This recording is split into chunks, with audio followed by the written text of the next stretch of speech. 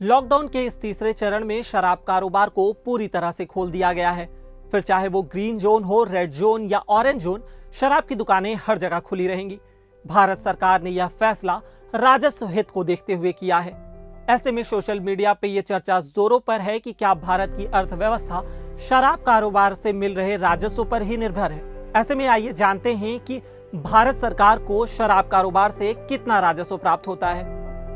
शराब इंडस्ट्री तो काफी समय से शराब की बिक्री खोलने के लिए भारी दबाव बना रही थी। हरियाणा जैसी कई राज्य सरकारें भी इसकी मांग कर रही थी। राजस्थान सरकार ने तो लॉकडाउन के बीच ही आबकारी शुल्क बढ़ा दिया था।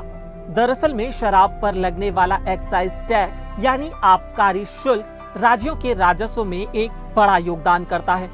शराब, पेट्रोल और डीजल को जीएसटी से बाहर रखा गया है, इसलिए राज्य इन पर भारी टैक्स लगाकर अपना राजस्व बढ़ाते हैं।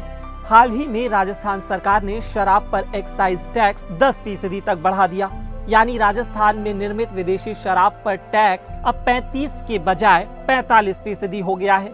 इसी प्रकार बियर पर भी टैक्स बढ़ाकर 45% कर दिया गया है, यानी जो बियर आपको 100 रुपए की मिलती है उसमें 45 रुपए तो ग्राहक सरकार को टैक्स ही दे देता है।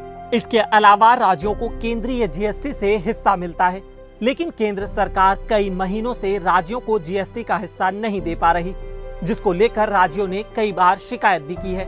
राज्यों के राजस्व का बड़ा हिस्सा शराब और पेट्रोल डीजल की बिक्री से आता है। लॉकडाउन की वजह से इन दोनों की बिक्री भी ठप पड़ी थी। इस वजह से राज्यों की वित्तीय हालत खराब हो चली है। हालात इतने बिगड़ गए हैं कि कई राज्यों को 1.5 से 2% ज्यादा ब्याज पर कर्ज लेना पड़ रहा है। आपको बता दें कि ज्यादातर राज्यों के कुल राजस्व का 15 से 30% हिस्सा शराब बिक्री से ही आता है। उत्तर प्रदेश के कुल राजस्व का करीब 20% हिस्सा शराब बिक्री से ही होता है। उत्तराखंड में भी शराब से मिलने वाला आबकारी शुल्क कुल राजस्व का करीब 20% ही है। सभी राज्यों की बात की जाए तो पिछले वित्त वर्ष में उन्होंने कुल मिलाकर करीब 2.5 लाख करोड़ रुपए की कमाई यानी टैक्स राजस्व शराब बिक्री से ही हासिल की थी। शराब की बिक्री से वित्त वर्ष 2019-20 में महाराष्ट्र ने 24,000 करोड़ रुपए, उत्तर प्रदेश ने 26,000 करोड़, तेलंगाना ने 21,500 करोड़, कर्नाटक ने 20,948 करोड़, पश्चिम बंगाल ने 11,874 करोड़, राजस्थान ने 7,800 करोड़ और पंजाब ने 5,600 करोड़ रुपए का राजस्व हासिल किया था। दिल्ली ने इस दौरान करीब 5,500 करोड़ रुपए का आबकारी शुल्क हासिल किया था। राज्य के कुल राजस्व का यह करीब 14% है। भारत के 2 राज्य बिहार और गुजरात में शराब की बिक्री पर पूरी तरह प्रतिबंध लगा हुआ है। हालांकि सरकार ने अपने इस फैसले में यह भी कहा है कि जहां भी शराब की दुकानें हो वहां सोशल डिस्टेंसिंग और पर्सनल डिस्टेंसिंग की पूरी समुचित व्यवस्था की जाए।